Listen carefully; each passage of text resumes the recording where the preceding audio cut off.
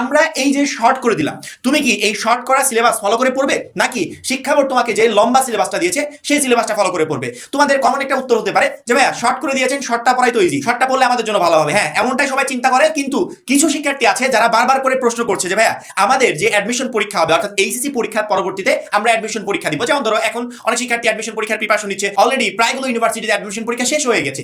এই যে শিক্ষার্থীরা অ্যাডমিশন পরীক্ষা দিল, এদের ক্ষেত্রে কিন্তু আলাদা করে ওরকম শিক্ষা বোর্ড সিলেবাস রেডি করে দেয় বা বিশ্ববিদ্যালয় কর্তৃপক্ষ সিলেবাস রেডি করে দেয়।